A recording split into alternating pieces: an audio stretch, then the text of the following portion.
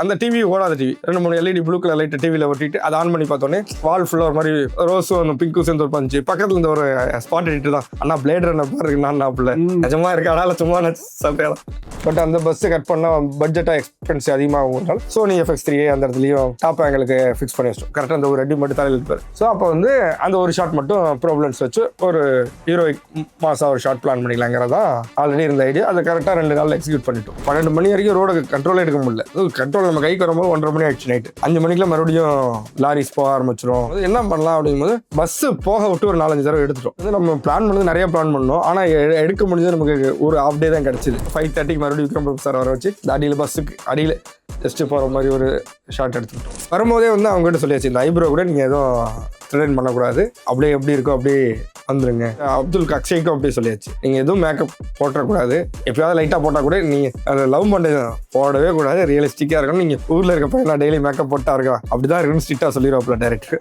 அந்த காலத்தில் வந்து எப்படி ஒரு க்ரீன் டியூப் லைட்டு யூஸ் பண்ணுவாங்க, இந்த மாதிரி நீங்கள் ஒரு சீனை ஷூட் பண்ணும்போதே எப்படிலாம் நேச்சுரல் வழிகளில் அங்கே லைட்டை கிரியேட் பண்ண முடியும்னு யோசிப்பீங்களா? 2003 வந்து க்ரீன் டியூப் லைட்ஸ்லாம் இருந்துச்சு ஆக்சுவலி. ஏன்னா அப்போ தான் வந்து சொல்ல போனால் கவர்மெண்ட்டுக்கு டாஸ்மார்க் போன வருஷம்னு நினைக்கிறேன் 2002 or 2003 தான். ஸோ அப்போ வந்து ப்ரைவேட் பார்ஸ்லாம் இருந்துச்சு.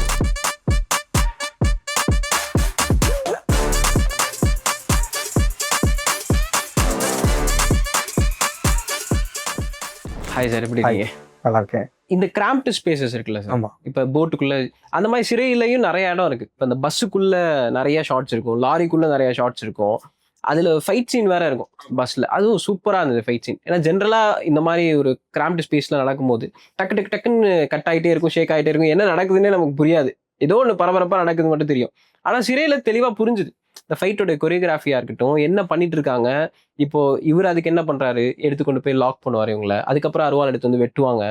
இது எல்லாமே ஒரு மாதிரி சூப்பராக இருந்தது இந்த கொரியோகிராஃபி. ஸோ அந்த சீனை ஷூட் பண்ணதை பற்றி அந்த வந்து கொரியோகிராஃப் வந்து முன்னாடியே டைரக்டர் எழுதிட்டாரு. இந்த ஃபைட்டை வந்து வரான், மிளகாப்பொடி அடிக்க போகிறாங்க, அடிக்கும் போது வந்து எந்திரிச்சு ஓடுறான், தப்பிக்கும் போது இவர் போய் பிடிச்சி செயின் போடுறாங்க, பேப்பரில் எழுதியாச்சு. இந்த இடத்துல பஸ்ஸில் தப்பிக்கிறான் அப்படின்னு ஃபைட்டு எழுதலை. அடிக்கிறாங்க, 3 வாட்டி அடிக்கிறாங்க, 3வது வாட்டி அவன் எந்திரிச்சு ஓடுறான், ஓடும்போது ஒரு போலீஸ் பிடிக்கிறாரு, அடித்து விழுந்துடுறாரு. இவர் விக்ரம் பிரபு வெளியே போகும்போது பிடிச்சி உள்ளே எழுதி லாக் பண்ணுறாரு.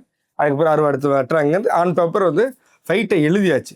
ஸோ அதை தான் நம்ம 2 நாளுக்குள்ள எடுக்க போகிறோங்கிறது கிளியராக நமக்கு தெரிஞ்சிருது. அப்போ வந்து அது கொரியோகிராஃபர் ஸ்டன் மாஸ்டரோட உட்காந்து பேசும்போது வந்து அவர் என்ன பண்ணலாம் அப்படிங்கிறது சில ஐடியாஸ். அப்போ நம்ம லைவாக எப்படி ஷூட் பண்ணலாம், நம்ம அங்கே போய்ட்டு கிம்பல் வச்சாலும் அதை ஒரு ஆர்டிஃபிஷியலாக இருக்குது. ஃபஸ்ட்டு கிம்பல் வச்சு 4 ஷாட் எடுத்து பார்த்தோம், ஆர்டிஃபிஷியலாக இருந்துச்சு. சரி எல்லாத்தையும் எடுத்துகிட்டு 2 கேமரா கையில் எடுத்துக்கலாம் அப்படின்னு நானும் என் ஸ்டாண்டும் கையில் எடுத்துகிட்டு ஷூட் பண்ண ஆரம்பிச்சிட்டோம். ஸோ அப்போ வந்து நமக்கு ஜன்னலுக்கு வெளியே இந்த ஷாட் இருக்கலாம். ஏன்னா சில ஷாட்ஸ் ஜன்னலுக்கு வெளியே இருந்தால் தான் நமக்கு அதுக்கு அந்த மாதிரி பிளாட்ஃபார்ம்ஸ் அடிச்சு ரெடி பண்ணி வச்சுக்கிட்டோம். ஸோ அதே மாதிரி வந்து அந்த துப்பாக்கி இங்கே சைடில் வச்சுருப்போம். அதுக்கு வந்து ஒரு ஷாட் கூட காட்டியிருக்க மாட்டோம், ட்ரெயிலரில் மட்டும் யூஸ் பண்ணியிருப்போம், மற்றபடி படத்தில் அந்த ஷாட் யூஸ் பண்ணிக்க மாட்டோம். துப்பாக்கியோட சஜஷனில் அந்த இடத்துல கேமரா வைக்க முடியாது. அந்த இடத்துல சோனி கேமரா மாதிரி ஒரு சின்ன FX3 மாதிரி கேமரா வச்சுலாம் மேலே ஒரு இடத்துல இப்படி ஆடிப்பார். அப்போ வந்து டாப்பில் வந்து பஸ்ஸை கட் பண்ணி எடுக்கிறதுக்காக பிளான் பண்ணோம். பட் அந்த பஸ்ஸை கட் பண்ணால் பட்ஜெட்டாக எக்ஸ்பென்ஸ் அதிகமாகிறதுனால Sony FX3A அந்த இடத்துலையும் டாப் ஆங்கிளுக்கு ஃபிக்ஸ் பண்ணி வச்சிட்டோம். கரெக்டாக அந்த ஒரு ரெடி மட்டும் தலையில் இருப்பார். அந்த 2 கிட்ட மட்டும் சோனியில் பிளான் பண்ணிக்கலாம், மற்றெல்லாம் ரெட் அலெக்ஸா மாற்றி எடுத்துக்கலாம். ஹை ஸ்பீடுக்காண்டி அந்த ஒரு ஷாட் ஒரு நாள் மட்டும் ரெட்டு யூஸ் பண்ணோம். மற்றபடி ஷூட் அவுட் பண்ணதுக்கப்புறம் தான் விக்ரம் பிரபு சார் துப்பாக்கி கன்வே பண்ணுங்கிறதும் ஆன் பேப்பர் இருந்துச்சு. பிளான் பண்ணியாச்சு எடிட்டில். ஸோ அப்போ வந்து அந்த ஒரு ஷாட் மட்டும் ப்ராப்ளம்ஸ் வச்சு ஒரு ஹீரோயிக் மாசா ஒரு ஷாட் பிளான் பண்ணிக்கலாங்கிறதா ஆல்ரெடி இருந்த ஐடியா. அதை கரெக்டாக 2 நாள் எக்ஸிக்யூட் பண்ணிட்டோம். அந்த ஷாட்டு சூப்பராக இருந்தது சார், இந்த கன்னோட ஒரு. ஆமாம், ஏன்னா படம் படிக்கும் போதே வந்து அது ஒரு லைவான ஒரு கதை, லைவாக இருந்தால் பெட்டராக இருக்கும்னு ஃபீல் பண்ணும். அப்போ வந்து விக்ரம் பிரபு சாருக்கு ஒரு ஹீரோயிக் அந்த மூமெண்ட்டை கிரியேட் பண்ணோம். அது இல்லாமல் அவன் வந்து தப்பிச்சு போனால் கூட வந்து தயங்க மாட்டான், அவனோட குணாதிசயம் அப்படிங்கிறதையும் இந்த கதிரவனோட குணாதிசயமும் காட்டணுங்கும் போது ஹீரோயிக்காக இருக்கணும். அதே டைமில் அது ஒரு தியேட்டரிக்கல் மூமெண்ட்டாக இருக்கணுங்கிறதுக்காக ப்ராப்ளம்ஸ் வச்சு துப்பாக்கியிலேருந்து அந்த ஷார்ட்டு அந்த டைட்டில் போடும்போதே ரொம்ப சினிமேட்டிக்கான ஒரு படத்துக்குள்ளே வந்திருக்கும். அங்கேயே மூடு பயங்கரமாக செட் பண்ணிடுச்சு அந்த படம். ஸோ அந்த பஸ் வந்து அப்போ ரியல் பஸ் தானா சார்? உள்ளே வந்து நீங்கள் எதுவுமே சேஞ்ச் பண்ண முடியாது சீட்ஸை, அப்படி இருக்குமா? அந்த பஸ்ஸில் நாங்கள் எதுவும் பண்ணல, ஃபைட் பஸ்ஸில் நாங்கள் எதுவுமே பண்ணல, அப்படியே எடுத்துட்டோம். ஓகே. ஏன்னா நீங்கள் பஸ்ஸை கட் பண்ணீங்கன்னா 1 lakh 2 lakh கேட்குறாங்க, டாப் கட் பண்ணணுன்னாலோ எது வேணாலும். ஸோ அதனால் வந்து இது வந்து லிமிடெட் பட்ஜெட் படம் தானே. ஸோ அப்போ வந்து நீங்கள் நினச்சதுக்கு அவ்வளோ ஸ்பெண்ட் பண்ண முடியாது. ஓகே. அப்போ இவங்க அதுக்கப்புறமா அவர் வந்து கைதியை கூப்பிட்டு ட்ரான்ஸ்ஃபர் பண்ணுறாரு. இந்த போர்ஷன்ஸ் அந்த பஸ்ஸில் வந்து நிறையா சீட்டை கழட்டணும். சீனுக்கு தகுந்த மாதிரி இப்போ அப்துல்லோட க்ளோஸ்அப் இங்கெல்லாம் இருக்கும், அது நம்ம சீட்டை கழட்டி தான் ஆகணும். ஒரு சீட்டை அவருக்கு முன்னாடி பின்னாடி கழட்டிட்டோம், தேவைன்னா வச்சுப்போம், தேவையில்லைன்னா எடுத்துருவோம். ஸோ அப்போ வந்து நமக்கு கேமரா வைக்கிறதுக்கு ஈஸியாக இருக்கும். ஏன்னா சிலது நிற்க வச்சு ஷூட் பண்ணோம், அது ஓரளவுக்கு தான் யூஸ் ஆச்சு. மற்றபடி ரன்னிங்கில் தான் மேக்ஸிமம் திரும்ப ஷூட் பண்ணோம். என்னென்னா நிற்க வச்சு ஷூட் பண்ணும்போது நமக்கு கோரியோகிராஃபாக பக்காவாக பிளான் ஆகிடுச்சு. இன்னொன்று வந்து அவங்களுக்கும் ஆர்டிஸ்ட்டுக்கும் ஈஸியாக ஆகிடுச்சு. ஸோ தேவையான க்ளோஸ்அப் மட்டும் நிற்க வச்சு லைட்டை மட்டும் டால் பண்ணி எடுத்து சில ஷார்ட்ஸு விண்டோ கமிட் ஆகுதெல்லாம் வந்து பஸ்ஸை மூவ் பண்ணிட்டு சிலது வந்து ஜன்னலுக்கு வெளியே ரிக் பண்ணிவிட்டு. இப்போ ஜன்னல் கமிட் பண்ணுற ஷார்ட்ஸ் மட்டும் நீங்கள் மூவ்மெண்ட்டில் எடுத்துகிட்டு மற்றதை நிற்க வச்சு எடுக்கும்போது அந்த நீங்கள் ஷேக் கேமராவில் பண்ணுவோம், பஸ்ஸை லேஸாக ஷேக் பண்ணுவோம். அப்புறம் வந்து லைட்டை வந்து ட்ராவல் பண்ணுவோம், பாசிங் லைட்ஸு. Okay sir. அடுத்தது ஜென்ரலாக இப்போ வர நிறைய படங்களில் ஒரு ஆட் ஃபில்ம் மாதிரியான ஒரு பாலிஷ்டு லுக் இருக்குது. ரொம்ப ஃப்ளாட் லைட்டிங் இருக்கும், ரொம்ப பிரைட்டாக இருக்கும். இப்போ சிறை மாதிரி படங்கள் எடுத்துக்கும் போது இவரை விசாரணை கமிஷனில் கூப்பிட்டு விசாரிப்பாங்களே, இப்போ அந்த சீன்லாம் பார்த்தா ஷேடோஸே விழும், பின்னாடி செவுத்துல பக்கத்தில் இருக்கிறவங்க மேலாம் விழும். இதெல்லாம் ஜென்ரலாக பண்ணக்கூடாது, அது நல்ல சினிமாட்டோகிராஃபி இல்லை அப்படிங்கிற மாதிரியான ஒரு இதெல்லாம் இருக்குது. பட் ஆனால் அதுதான் அந்த ரியலிசம் கொடுத்தது. ரியலாகவே ஒரு சம்பவம் நடந்துட்டு இருக்கு, நம்ம அதை பார்த்துட்டு இருக்கோம். இது ஒரு சினிமா கிடையாது, ரியலாக நடக்குது, நம்ம வாயரிஸ்டிக்காக ஒரு பார்க்குறோங்கிற ஒரு ஃபீல் கொடுத்தது. ஸோ இந்த சாய்ஸஸ் பற்றி சொல்ல முடியுமா சார்? எனக்கு வந்து அந்த ஷேடோ, லைட் அண்ட் ஷேடோ ரெண்டும் சேர்ந்தது தான் ஆர்ட். ஸோ வந்து நான் பேசிக்காக பெயிண்டிங் படித்தேன், அதில் ஷேடோ கண்டிப்பாக பெயிண்டிங் பண்ணும்போது இருக்கும். படத்துலையுமே நிறையா படத்தில் இருந்திருக்கு. நம்ம என்ன கதைக்கு படம் பண்ணுறோங்க அதை பொறுத்து. இப்போ வந்து நம்ம ஒரு ஆட் ஃபிலிம் பண்ணுற போது அங்கே போய்ட்டு நம்ம ஷேடோ, நான் நிறையா ஷேடோ சொல்லுது, ஒரு ஷேடோ இருந்தாலும் அசிங்கமாக இருக்கும். பட் என்ன கதை, இந்த ஒரு ரியலிஸ்டிக்கான கதை. இப்போ நம்ம வீட்டிலே கதவை திறக்கிறோம், நம்மளோட நிழல் வந்து தரையில் விழ தானே செய்யும், ரோட்டில் நடந்து போகிறோம் விழ தானே செய்யும். இப்போ ஸ்ட்ரீட் லைனில் நடந்து போகும்போது ரெண்டு ஷேடோலாம் விழும். சினிமாவில் வந்து டபுள் ஷேடோலாம் அசிஸ்டண்டாக இருக்கும்போது திட்டு பயங்கரமாக விழுவோம், டபுள் ஷேடோ வருது பாடுறா, ட்ரிபிள் ஷேடோ வருது பாடுறான்னு. பட் நம்ம இப்போ இந்த தெருவில் நடக்கிறோம், இந்த கம்பத்துலேருந்து வர ஷேடோ, அந்த கம்பத்துலேருந்து வர ஷேடோ, ரெண்டு ஷேடோவுமே தரும், இன்னொரு ஷேடோ விழுமோ அது லைட்டாக வரும். மல்டிபிள் ஷேடோஸ் விழ தான் செய்யும், ஒரு ஷேடில் வேறு. ஸோ அது ரியலிஸ்டிக்காக நம்ம பார்க்கும்போது இருக்குது. சினிமாவுக்கு சிலதை அவாய்ட் பண்ணி ஒரு ரூல்ஸ் நம்ம ஃபாலோ பண்ணிட்டு இருந்திருக்கோம். பட் ஆனால் ரியலிஸ்டிக்காக பார்த்தா அப்படி இல்லைல்ல. ஸோ எனக்கு வந்து நான் சில படங்கள்லேயும் பார்த்துருக்கேன், ஷேடோஸ் இருக்குது.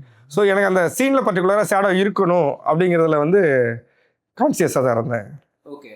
அதே மாதிரி இன்னும் வேறு சில விஷயங்கள்லாம் சொல்லுவாங்களே சார், ஒயிட் வால்ஸில் ஷூட் பண்ணோன்னா ஒரு மாதிரி டெப்த்து கிடைக்காது, இதெல்லாம் சொல்லுவாங்கல்ல. ஸோ அது எல்லாமே நீங்கள் கான்சியஸாக. ஒயிட் வால் பக்கத்தில் இல்லை, எந்த வால் பக்கத்தில் இருந்தாலுமே டெப்த்து இருக்காது. பட் ஆனால் வந்து முடிஞ்ச வரைக்கும் அதை நம்ம அவாய்ட் பண்ணிப்போம். இப்போ இப்படி இருக்கிறத நம்ம கொஞ்சம் கிராஸாக வச்சாவே நமக்கு அந்த ஒரு சின்ன டெப்த்து கிடச்சிரும். ஸோ முடிஞ்ச வரைக்கும் எல்லா சினிமா கம்போஸ் பண்ணும்போது அதை அவாய்ட் பண்ணுவாங்க. ஒயிட் வால் கிட்ட வச்சுருக்கிறதும் சரி, ரொம்ப வால் பக்கத்தில் வச்சுருக்கிறதும் அவாய்ட் பண்ணுவாங்க. அதுக்கப்புறம் இப்போ அந்த டாஸ்மாக் பார் சீனு இதெல்லாம் இருக்குல்ல சார், அந்த காலத்தில் வந்து எப்படி ஒரு க்ரீன் டியூப் லைட்டு யூஸ் பண்ணுவாங்க, இந்த மாதிரி நீங்கள் ஒரு சீனை ஷூட் பண்ணும்போதே எப்படியெல்லாம் நேச்சுரல் வழிகளில் அங்கே லைட்டை க்ரியேட் பண்ண முடியும்ட்டு யோசிப்பீங்களா? என்னென்னா 2003 வந்து க்ரீன் டியூப் லைட்ஸ்லாம் இருந்துச்சு ஆக்சுவலி. ஏன்னா அப்போ தான் வந்து சொல்ல போனால் கவர்மெண்ட்டுக்கு டாஸ்மார்க் போன வருஷம்னு நினைக்கிறேன், 2002 or 2003 தான். அப்போ தான் ஸோ அப்போ வந்து ப்ரைவேட் பார்ஸ்லலாம் இருந்துச்சு. அதுக்கப்புறம் நீங்கள் இந்த ஸ்பேசஸில் ஷூட் பண்ணுறோம்ல சார், நான் என்ன கேட்க வந்தேன்னா, ஒரு சீனை நீங்கள் படிக்கிறீங்க, அந்த சீனில் எங்கேருந்து லைட் பண்ணலாம் அப்படிங்கிறத அந்த சீன்லேருந்தே எடுக்கிறீங்களா, என்ன மாதிரி கேட்குறேன்? இல்லை, அது வந்து நம்ம லொக்கேஷன் தான் மேக்ஸிமம் எடுப்போம். நம்ம பார்க்க லொக்கேஷன் பார்க்கும்போதே நமக்கு ஒரு ஐடியா இருக்கும். சீன் படிச்சிருப்போம், இந்த சீன் வந்து ஃப்ளாட்டாக பண்ண போகிறோமா, டார்க்காக பண்ண போகிறோமா, இல்லை ஆஃப் லைட்டாக பண்ண போகிறோமா, இல்லை என்ன பேட்டர்னில் லைட் பண்ண போகிறோம், நமக்கு படிக்கும்போது ஒரு ஐடியா இருந்திருக்கும். பட் அதை வந்து நம்ம எல்லா இடத்துலையும் எக்ஸிக்யூட் பண்ணிக்க முடியாது. நம்ம லொக்கேஷனில் தான் அதை வந்து என்ன பண்ணலாம். இப்போ உதாரணத்துக்கு வந்து ஒரு நான் சொன்னேன், பஸ்ஸை கட் பண்ண முடியுமா, நான் போனோடனே கேட்டேன், டாப் ஆங்கிளில் சில இதெல்லாம் கட் பண்ணி ஷார்ட்ஸ் வச்சா நல்லாயிருக்கும்னு. ஆனால் வந்து பாசிபிலிட்டிஸ் இல்லைங்கும்போது அங்கே என்ன பண்ண முடியும், சரி ஒரு சின்ன இந்த பஸ்ஸில் கைப்பிடிக்கு மேலே ஒரு சின்ன கேப் இருந்துச்சு, அங்கே ஒரு சோனியை ஃபிக்ஸ் பண்ணிடலாம், சின்ன கேமரா. அது மாதிரி இடத்துல நம்ம இது வந்து இப்போ சிறையில் பண்ணல, இப்போ நான் 29 ஒரு படம் பண்ணிகிட்ருக்கேன். அதில் வந்து இதே ஒரு பார் சீக்வன்ஸ் இருக்குது. அது வந்து க்ளோஸ்டு பார், ஆனால் பாரோட மேலே இருந்து லைட் வந்தால் எனக்கு நல்லாயிருக்கும்னு வந்துச்சு. அந்த பார் ஓனர்கிட்ட கேட்டோம், அந்த ஒரு சீட்டை மட்டும் கட் பண்ணி எடுத்துகிட்டு திரும்ப ஃபிக்ஸ் பண்ணி கொடுத்தோம். ஒரு ஓகேன்ட்டாரு, கட் பண்ணி அந்த வழியாக தான் லைட் பண்ணோம். இப்போ இது வந்து ஓப்பன் பாருங்கனால எனக்கு வந்து அந்த பிரச்சனையே கிடையாது. ஸோ அந்த இடம் தான் நம்மளை டிசைட் பண்ண வைக்கும். நம்ம விண்டோ இருக்கான்னு பார்ப்போம், விண்டோ இல்லையா, இல்லை க்ளோஸ்டு ரொம்ப அந்த கிங் போல் வச்சு பண்ணலாமான்னு பார்ப்போம். ஏதாவது ஒரு லைட் சோர்ஸ் நமக்கு வரணும் உள்ள, அதுக்கான ஸ்பேஸ் வந்து எப்படி கிரியேட் பண்ணுறதுங்கிறது லொக்கேஷனில் தான் நம்ம டிசைட் பண்ணுவோம். லொக்கேஷன் பார்க்கும்போதே ஓரளவுக்கு நம்ம இல்லை இது செட் ஆகாது, இது லைட் பண்ண கஷ்டமாக இருக்கும். உதாரணத்துக்கு அந்த டிவி பார்ப்பாங்கல்ல, அந்த கிராமத்தில் அந்த மாமா, அந்த வீடு வந்து ஆக்சுவலி நாங்கள் பார்த்தது அது பக்கத்து வீடு, ஓகே. ஷூட் அன்னைக்கு வந்து அது வேற சூழ்நிலைனால அந்த வீட்டில் ஷூட் பண்ண வேண்டியதாக போச்சு. அப்போ என்னன்னா அந்த நான் பார்த்த பக்கத்து வீட்டில் வந்து ஒரு ஸ்பேஸும் சரி, எனக்கு அதுலேருந்து விண்டோஸும் சரி, அது வந்து ஆக்சுவலி பகலில் ஷூட் பண்ணோம். அந்த உள்ளே இருக்கிறது மட்டும் ஓகே. நைட்டை வந்து பகலில் ஷூட் பண்ணோம். அப்போ வந்து அந்த வீடு எனக்கு கரெக்டாக அந்த மாதிரி இருந்துச்சு. நாங்கள் ஃபர்ஸ்ட் பார்த்த வீடு. ஆனால் அந்த வீடு வந்து கிராமத்தில் தானே நம்ம ஷூட் பண்ணோம். அவங்க வந்து தரேன்னு சொல்லிட்டு கூட திடீர்னு அவங்க எங்கேயோ வெளில போயிட்டாங்க.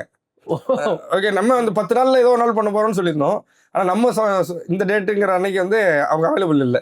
ஸோ அதனால் அதுக்கு பக்கத்து வீடு, அது கிராமம், யார் வேணாலும் எடுத்துக்கலாம், அவங்க லோக்கல் மேனேஜர் சப்போர்ட்டோட கேட்டதுனால. அப்போ வந்து அந்த வீடு எனக்கு ஒரு 50% அன்சாட்டிஸ்ஃபைடோடு தான் உள்ளே போய் மதியம் 12 மணிக்கு ஆரம்பித்தோம். ஒரு லஞ்ச் வேணாம், கொஞ்ச நேரம் வெயிட் பண்ணிட்டு ஒரு 1 o'clock வரைக்கும் ஒரு ஐடியாவே இல்லை. அதுக்கப்புறமா சரி ரோஸ் கலரில் பெயிண்ட் பண்ணியிருந்தாங்க அந்த வீட்டு வால். ஸோ ஓகே, இப்போ நம்ம வீட்டில் சின்ன வயசுல அந்த ஓனிடா டிவியில் இருக்கும்ல, ஆன் பண்ணோன்னே கொஞ்சம் நேரம் ப்ளூ கலராக இருக்கும். அந்த ப்ளூ கலர் வந்து வாலில் படும்போது வந்து ரோஸ் கலர் வாலில் படும்போது ஒரு பிங்காக இருக்கும்ல. சரி ஓகே, அந்த டிவி ஓடாத TV 2-3 LED blue colour light டிவியில் ஒட்டிட்டு அதை ஆன் பண்ணி பார்த்தோன்னே வால் ஃபுல்லாக ஒரு மாதிரி ரோஸும் பிங்க்கும் சேர்ந்து ஒரு பஞ்சு. பக்கத்தில் இந்த ஒரு ஸ்பாட் எடிட்டு தான், அண்ணா பிளேட் ரன்னர் பாருங்க, நான் நாப்பில் நிஜமா இருக்கு, ஆனால் சும்மா நான் சொல்கிறேன் இல்லை. சரி ஓகே, அது நல்லா இருக்கு. அவ்வளோ நேரம் அந்த இடம் என்ன பண்ணுறதுன்னு ஒரு டிஸ்டர்பன்ஸாகவே இருந்துச்சு. சரி ஓகே, வெளியெல்லாம் 5 நாள் ஃபுல்லாக டாக்லெட் பண்ணிட்டு ஷூட் பண்ணோம். அது நல்லா தான் இருந்துச்சு. அதே மாதிரி சில சிங்கிள் ஷாட்ஸ் இருக்குல்ல சார், இப்போ வீட்டில் வச்சு ஒரு ஃபைட் ஒன்று நடக்கும். அதே கிராமத்தில் இவருக்கும் அந்த பொண்ணுக்கும் ஒரு ஃபைட் ஒன்று நடக்கும். அதே மாதிரி இப்போ பிடி சார்லேயும் ஒரு சிங்கிள் ஷாட் ஒன்று இருக்கும். இவங்க அனிகா வீட்டுக்கு வந்ததும் அவங்க பேரண்ட்ஸ் திட்டுற சீனு. ஆண்பாவம் பொல்லாதலையும் இந்த இன்டர்வல் பிளாக்கு சிங்கிள் ஷாட்டாக இருக்கும். ஏன் சில சீன்ஸை சிங்கிள் ஷாட்டில் எடுக்கணும் அப்படின்னு ஏன் சார் முடிவு பண்ணீங்க? அதாவது என்னன்னா, நம்ம அந்த சீன் வந்து ஸ்டேஜிங் பண்ணி, இப்போ நீங்கள் நான் 1-to-1 பேசுகிற மாதிரி இருந்துச்சுன்னா, அதுவும் எல்லாமே நீங்கள் சொன்ன 3 சீனுமே 1-to-1 தான் இருக்கும். மேபி இன்னொருத்தர் ஆடிஷன்லாம் இருந்திருப்பாங்க. அப்போ வந்து ஸ்டேஜிங் பண்ணி பண்ணும்போது என்ன ஆகுனா, அவங்க கான்சியஸ் ஆகிட்டாலோ அல்லது நம்ம ஸ்டேஜிங்கில் வந்து ரொம்ப சினிமாவை பண்ணாலும் அந்த மூடு மிஸ் ஆகிடுமோன்னு எனக்கு ஒரு பயம். யூஸ்வலாக ஸ்டேஜிங் பண்ணியும் பண்ணலாம், எனக்கு ஒரு சின்ன தயக்கம் இருந்துச்சு இந்த நீங்கள் சொன்ன 3 சீன்லையுமே. அப்போ என்ன பண்ணால் அப்படியே ஒரு அவங்க யூஸ்வலாக அவங்க வீட்டுக்குள்ளே வந்து பேசி நம்ம எப்படி சண்டை போட்டுப்போம் அப்படியே இருந்தால் நல்லாயிருக்கும். 3 சீனுமே அப்படி தான் பேசுச்சு. ஆனால் அதை சிங்கிள் ஷாட்டாகவே 3 இடத்துலையுமே 3 சீனுமே இருக்கும். 3 சிங்கிள் சீனாக ஷூட் பண்ணிட்டு எங்கெங்கே நமக்கு கீ பாயிண்ட் எமோஷனல், இப்போ உதாரணத்துக்கு வந்து ஆண்பாவம் போல அதில் பார்த்தீங்கன்னா வந்து நிறையா க்ளோஸ்அப்ஸில் வந்து அந்த பொண்ணு இண்டிபெண்ட் ரியாக்ஷன் தேவைப்படும். அப்போ வந்து இவங்க ஒரு 2-3 டேக் சிங்கிள் ஷாட்டாக எடுத்துகிட்டு அதில் எங்கெங்கே கீ பாயிண்ட்ஸ் தேவைப்படுதோ அதை மட்டும் க்ளோஸ்அப்ஸாக ஷூட் பண்ணி எடிட்டில் வச்சு பார்க்கும்போது அந்த க்ளோஸ்அப் எமோஷன்ஸ் கரெக்டாக கன்வே ஆச்சுன்னா அதை அப்படியே யூஸ் பண்ணிடுறது, கட் பண்ணி தான் யூஸ் பண்ணோம். ஆனால் ஸ்டேஜிங்காக சிங்கிள் ஷாட் மாதிரி தான் பிளான் பண்ணோம். இப்போ அந்த சிங்கிள் ஷாட்டுங்கிற ஐடியா நீங்கள் கொடுத்தீங்களா, இல்லை டேரக்டர் வரும்போது இந்த சீனை ஃபுல்லாக சிங்கிளில் போயிடலாம்? இல்லை, பேசி 2 பேரும் சிங்கிளில் பண்ணலாம் அப்படின்னு முடிவு எடுத்தது தான். ஓகே. இப்போ சிங்கிளில் பண்ணுறீங்களா சார்? அப்போ ஃபஸ்ட்டு ஆர்டிஸ்ட் வந்து மூவ் பண்ண போகிறாங்க. ஸோ அவங்க வந்து அவங்களுடைய கம்ஃபர்டபுளான ஒரு ஸ்பேஸில் இயல்பாக என்ன பண்ணுவாங்களோ அப்படி பண்ணுவாங்கல்ல. ஜென்ரலாகவே சினிமாட்டோகிராஃபியில் இருக்கிற டவுட்டு, நம்ம ஒரு லொக்கேஷன் பார்த்துட்டு இந்த ஸ்பேஸில் இந்த ட்ராமா நடக்க போகுதுன்னு முடிவு பண்ணதும் இங்கெங்கே கேமரா வச்சுக்கலாம், இந்த பேக்ரவுண்ட் நல்லாயிருக்கும், இந்த இப்படி ஒரு மூவ்மெண்ட் இருந்தால் நல்லாயிருக்கும் நம்ம முடிவு பண்ணிவிட்டு அதுக்கப்புறம் ஆர்டிஸ்ட்டை கூட்டிகிட்டு வந்து இங்கே நிப்பாட்டி இங்கே டைலாக் பேசுறீங்க அப்படி போகிறது இயல்பாக நடக்குமா, இல்லை ஃபஸ்ட்டு கேரக்டர்ஸ் எப்படி மூவ் பண்ண போகிறாங்க முடிவு பண்ணிட்டு அதுக்கப்புறம் ஷார்ட்ஸை டிசைட் பண்ணும்? இப்போ நம்ம லொக்கேஷன் பார்த்துறோமா, லொக்கேஷன் பார்க்கும்போது நமக்கு ஐடியா இருக்கும். இப்போ உதாரணத்துக்கு சிறை, இது நான் 2 நாளைக்கு முன்னாடி இன்ஸ்டாகிராம் போட்டிருந்தேன். அந்த ஜெயிலேருந்து வந்து அந்த ட்ரெய்லர் ஷாட் அந்த விக்ரம் தள்ளி விட்டு அப்படி போகல, மொபைலில் ஒரு வாட்டி அசிஸ்டன்ஸ் வச்சு ஷூட் பண்ணி பார்ப்பேன். ஸோ இது ஓகேவா ஆர்கனைட்டும் இல்லை. இப்போ அந்த மொபைலில் நான் ஷூட் பண்ண பார்த்தீங்கன்னா இப்படி வந்து இப்படியே போய் இப்படி விக்ரம் பிரபு சார் அதை டைரக்டர் தான் கைது கொடுப்பேன். விக்ரம் பிரபு சார் இப்படி கேமரா இப்படி வந்து இந்த அவர் அவாய்ட் பண்ணி இப்படி போய் சைன் பண்ணுற மாதிரி எடுத்துருப்போம். அந்த மாதிரி அட்ஜஸ்ட்மெண்ட் மட்டும் டைரக்டரோட பேசி பண்ணிப்போம். மற்றபடி ஒரு வாட்டி சில சீன்ஸ் மட்டும் தான், எல்லா சீனும் அப்படி பண்ணிட்டு இருக்க முடியாது. ஒரு வாட்டி மொபைல்லே ஷூட் பண்ணி பார்த்துருவோம்.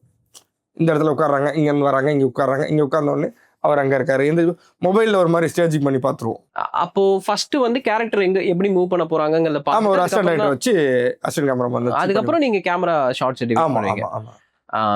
அது இப்போ கிளைமேக்ஸ் இருக்குல்ல சார், அந்த பஸ் போய் அந்த சீனுடைய ஷார்ட் டிவிஷன் பத்தி சொல்ல முடியுமா சார்? ஏன்னா அந்த சீனை நீங்க இப்படி ஷூட் பண்ணனால தான் எல்லாருமே தியேட்டர்ல வந்து அந்த பொண்ணு இறந்துட்டாங்கன்னு நம்ம நம்பினோம்.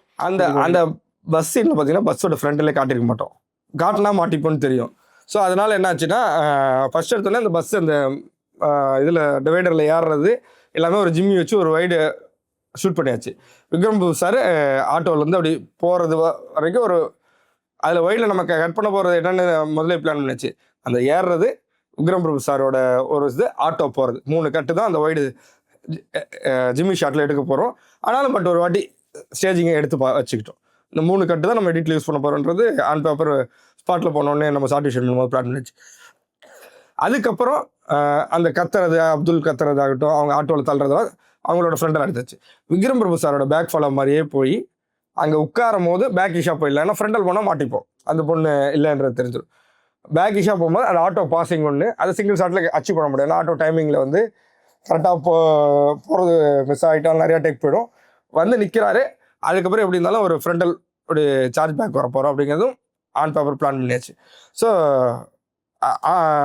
ஸ்டேஜிங் பண்ணும்போது பிளான் பண்ணோடனே அது பேக் வந்தோடனே அதை எடுத்துகிட்டு அவர் போய் அங்கே அந்த பஸ்ஸுக்கு சைடு போகிற வரைக்கும் சிங்கிள் ஷாட்டாக எடுத்துட்டோம் ஆக்சுவலி. அதுக்கப்புறம் திரும்பவும் அந்த ஆட்டோ வச்சு அவரோட சஜஷனில் ஒரு ஷாட் எடுத்துட்டு அதுக்கப்புறம் தான் அந்த பொண்ணு இறங்கி ஓடி வர்றது, அந்த பொண்ணு அடியில் இருக்கிறது எல்லாமே அந்த 5 to 6 அன்னைக்கு முடிச்சாகணும். அந்த ரோட் பர்மிஷன் வந்து அன்னைக்கு 4:30 இந்த விக்ரம் பிரபு சார் இதெல்லாம் முடிச்சுட்டு அந்த பொண்ணு பஸ்ஸை விட்டு இறங்கி ஓடுறது. அதாவது ஒரு லேயர் ஷாட் வேறு இருந்துச்சு. அந்த இன்னொரு பஸ்ஸு போகும்போது குறுக்க ஓடுறது. ஏன்னா அந்த லேயர் ஷாட்லாம் எல்லாமே டக்குன்னு முடிச்சு அதுக்கப்புறம் 5:30 மறுபடியும் விக்ரம் பிரபு சார் வர வச்சு இந்த அடியில் பஸ்ஸுக்கு அடியில் ஜஸ்ட்டு போகிற மாதிரி ஒரு ஷாட் எடுத்துக்கிட்டோம். அந்த ட்ராமா எவ்வளோ சூப்பராக ஒர்க் ஆயிருந்துச்சுன்னா இவர் பார்க்கும்போது அந்த ரிவீல் பண்ணுவீங்கல்ல, அது ஏறிடுச்சுன்ட்டு ரிவீல் பண்ணதுக்கே சரியான கிளாஸ். நானும் அந்த டிராக்டர்லாம் கேட்டிருந்தோம். அந்த குறுக்க நிற்கிற ஒயிட் வண்டிக்கு பதில் ஒரு டிராக்டர் வந்து அந்த ரோட்டில் நிறைய டிராக்டர் போய்ட்டு இருந்துச்சு. அந்த வைக்க போலோட ஒரு டிராக்டர் தான் இன்னும் சூப்பராக இருக்கும் அப்படின்னு பார்த்தோம். நான் அந்த நேரத்துக்கு வந்து அரேஞ்ச் பண்ண முடியல டக்குன்னு திடீர்னு சொல்லி. ஏன் சார் டிராக்டர்? இப்போ நீங்கள் அன்னைக்கு காலையில் தான் அந்த ரோட்டில் நம்ம பார்க்குறோம். நம்ம லொக்கேஷன் பார்க்க போகிறோம். அன்றைக்கி அது மாதிரி எதுவும் இல்லை. அன்னைக்கு காலையில் 2-3 டிராக்டர்ஸ் பார்த்தோம். மேபி அந்த ரோட்டில் போயிருக்கும். அந்த மாதிரி ஏதாவது கிடைச்சா நல்லா இருக்கும், இன்னும் லைவ்லியாக இருக்கும். ஆமாம். அப்புறம் சரி ஓகே ஒரு பஸ் வச்சுக்கலாம். அப்புறம் நீங்க இந்த படத்துல இப்போ ஒரு 3 போலீஸ்காரங்க இருக்காங்கன்னு வச்சுக்கோங்க சார். 3 பேரும் ஒவ்வொரு ஸ்கின் டோன்ல இருக்காங்க. அதுக்கப்புறம் அப்துல் இருக்காரு. இப்போ அப்துல்லுடைய இவங்க இருக்காங்க. எல்லாருமே வேற வேற ஸ்கின் டோன்ல இருக்காங்க.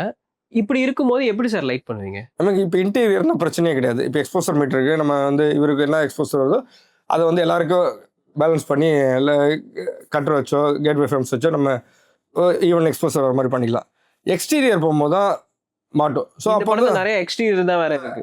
அப்போது வந்து நமக்கு யாருக்கு லைட் ஃபில் பண்ணலாம், யாருக்கு லைட்டு கட் பண்ணலாங்கிறத நாலேஜ் இருந்தாவே போதும். அதை நம்ம எக்ஸிக்யூட் பண்ணிடலாம். இப்போ ஒருத்தர் ரொம்ப ஃபேராக இருக்காங்க, ஒருத்தர் டஸ்கியாக இருக்காரு.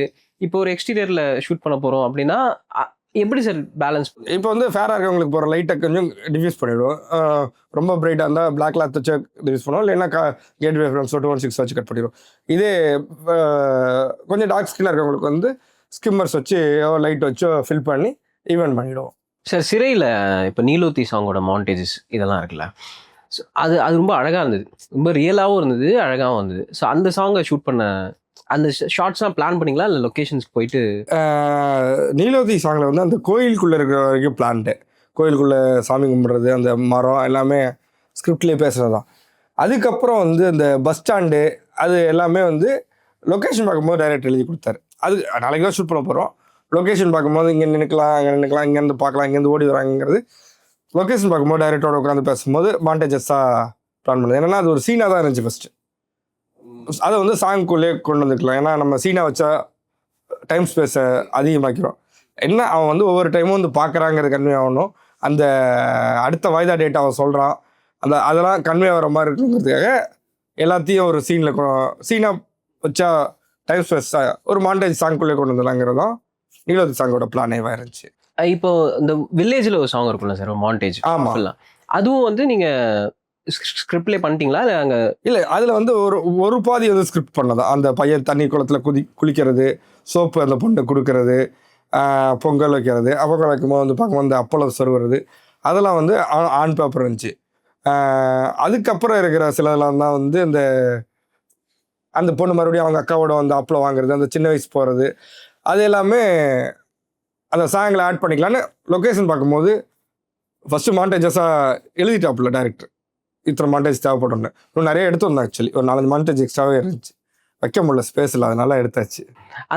அந்த ஷார்ட்ஸ்லாம் ஆர்டிஸ்ட்லாம் ரொம்ப அழகாக இருந்தாங்க சார். அப்துல்லா இருக்கட்டும், அந்த பொண்ணாக இருக்கட்டும், அவங்க மேக்கப் போட்டிருந்தாங்களா இல்லை ரியலாகவே அதை நீங்கள் அழகாக அப்படியே கேப்சர் பண்ணி? இல்லை, அவங்களுக்கு மேக்கப் போடக்கூடாதுன்னு முதலே சொல்லியாச்சு. அனீஸ்மா கிட்டேயும் சரி ஐப்ரோ கூட படம் கமிட் ஆகி அவங்க 1.5 மாதம் கழிச்சு தான் ஷூட் பண்ணோம். ஜனவரி மாதம் கமிட் பண்ணோம். அவங்க போஸ்டர் வரும்போது ஆல்மோஸ்ட் பிப்ரவரி எண்டு தான் ஷூட் பண்ணோம். பிப்ரவரி 2 ஸ்டார்ட் பண்ணோம். பட் அனீஷ்மா அது ஒரு நாள் தான் அதில் நடுவில் எடுத்தோம். அந்த ஜெயிலில் போய் பார்ப்பாங்களே அந்த ஒரு நாள் மட்டும் தான் பிப்ரவரியில் எடுத்தோம். அதுக்கப்புறம் மார்ச்சில் தான் அனீஷ்மா வந்தாங்க. வரும்போதே வந்து அவங்ககிட்ட சொல்லியாச்சு, இந்த ஐப்ரோ கூட நீங்கள் எதுவும் த்ரெட் பண்ணக்கூடாது, அப்படியே எப்படி இருக்கோ அப்படியே வந்துருங்க அப்படின்னா.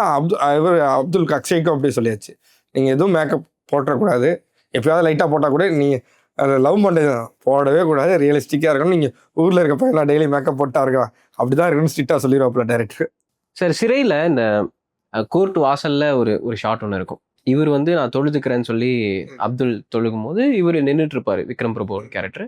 பின்னாடி வந்து அங்கே ஒரு மரத்தை அவங்க சாமியாக வழிபட்டுட்டு இருப்பாங்க.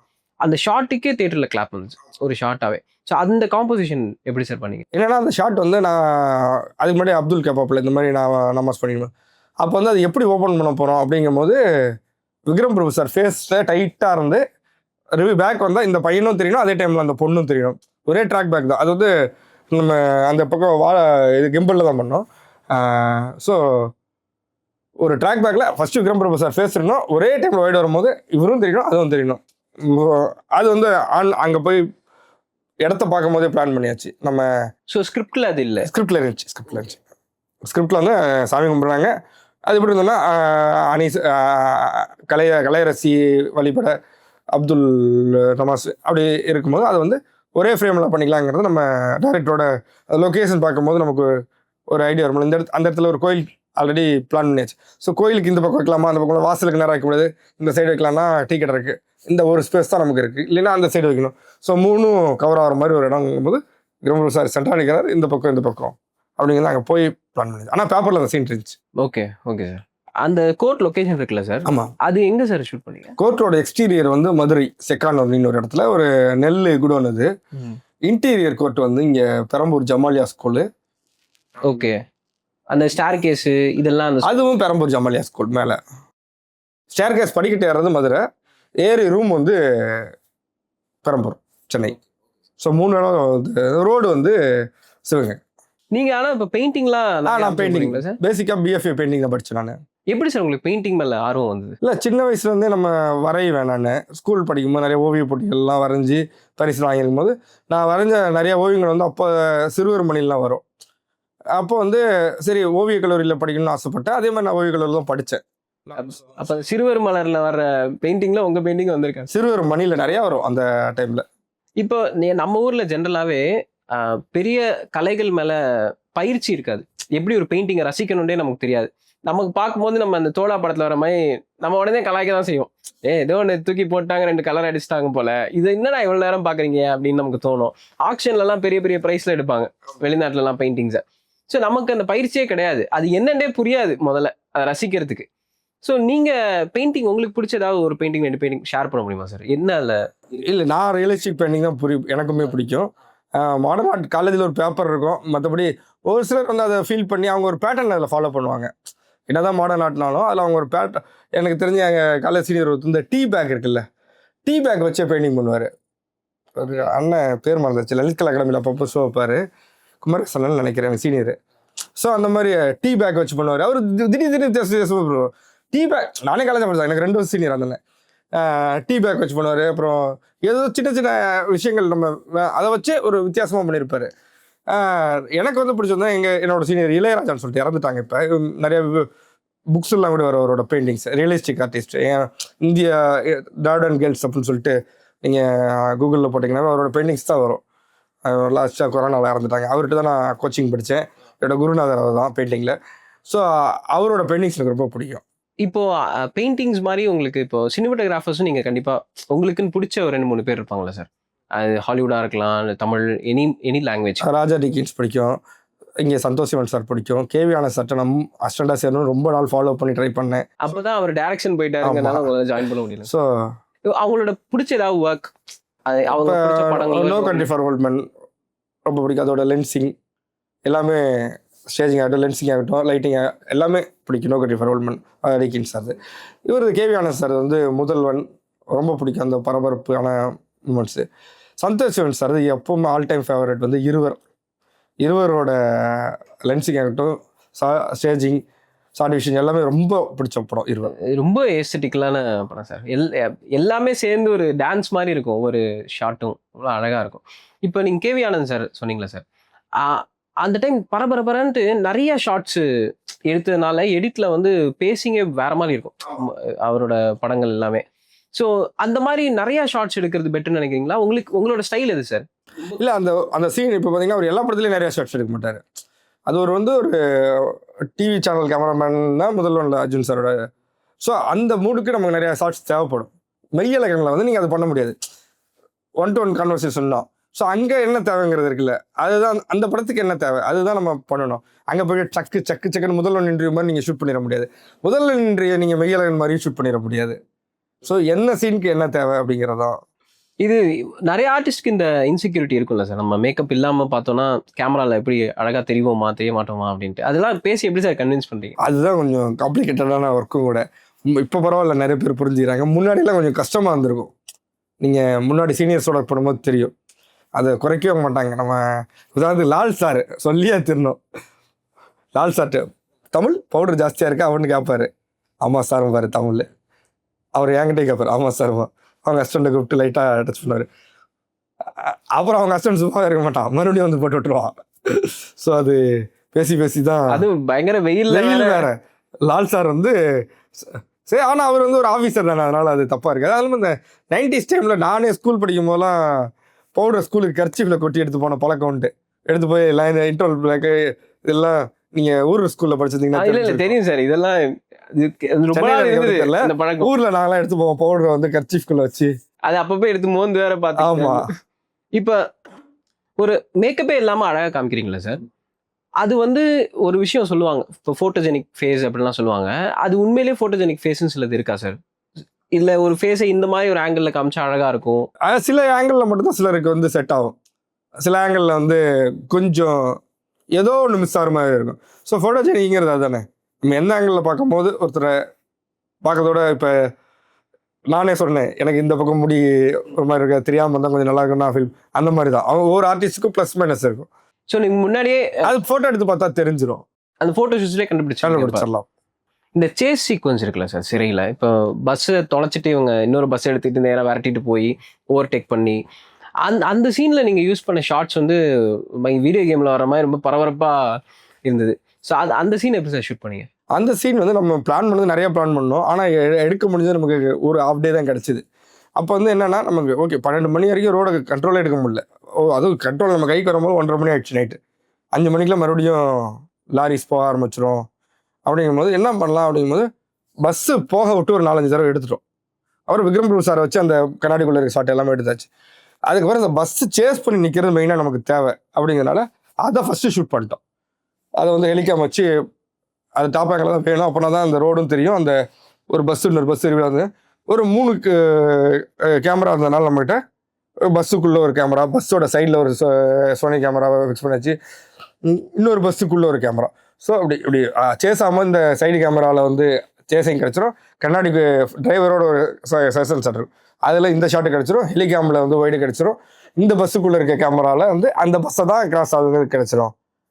ஸோ அது ஒரு முன்னாடியே பிளான் பண்ணிட்டோம். ஸோ அது ஈஸியாக தான் இருந்துச்சு. ஒரே டேக் தான் அது. அது பயங்கரமாக இருந்தது சார் அந்த சீக்வன்ஸு, கரெக்டாக இன்டர்வல் பிளாக்கு. சார் இப்போது நம்ம டேக்ஸ் போகும்போது சம்டைம்ஸ் ஆர்டிஸ்ட் என்ன பண்ணுவாங்கன்னு நமக்கு தெரியாது. அவங்க பெர்ஃபார்மன்ஸில் திடீர்னு ஒன்று எக்ஸ்ட்ராவாக ஒன்று கிடைக்கலாம். நம்ம எல்லா வாட்டியும் கரெக்டாக ரெடியாக இருக்கணும். அப்படி ஏதாவது ஒன்று மிஸ் ஆகிருக்கா சார்? இருக்குது. என்னென்னா நம்ம உதாரணத்துக்கு சொல்ல மட்டும் இல்லை, பால் ஓடி வந்து விழுவாங்கல்ல, அவுட்ஸ்டாண்டிங் பர்ஃபார்மன்ஸ் வந்து ஃபஸ்ட்டு டேக் தான். என்னென்னா அவங்க அப்படி வந்து தம்முன்னு விழுந்தாங்க. அப்போ வந்து அவுட்ஸ்டாண்டிங் பர்ஃபார்மன்ஸ் அது. ஆனால் நம்ம யூஸ் பண்ணும்போது வந்து என்ன ஆகுனா சாரி கொஞ்சம் விலகிருச்சு. அது பார்க்கும்போது எதுவும் தப்பாயிடக்கூடாது. ஆக்சுவலி ரியலிஸ்டிக்காக அப்படி தான் இருக்கும். ஸோ அது ஒன் மோர் எடுத்தால் தான் இப்போ நீங்கள் படத்தில் பார்க்குற டேக்கு. அந்த மாதிரி நீங்கள் ஒர்க் பண்ணியிருக்கீங்க, நிறைய ஹீரோஸோட ஒர்க் பண்ணியிருக்கீங்க.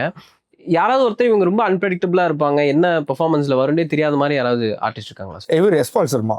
அவர் வந்து நம்ம நினச்சே பார்த்துருக்க மாட்டோம். அவர் வந்து அந்த கேரக்டராக தான் வாழ்வார். காலைல வந்துட்டார்னா ஹாஸ்பிட்டல்லாம் பார்க்க மாட்டார். அந்த பான் பராக்கை போட்டு அப்படி துப்புனா நெஜ ஹாஸ்பிட்டல் துப்பிட்டு போயிட்டே இருப்பார்.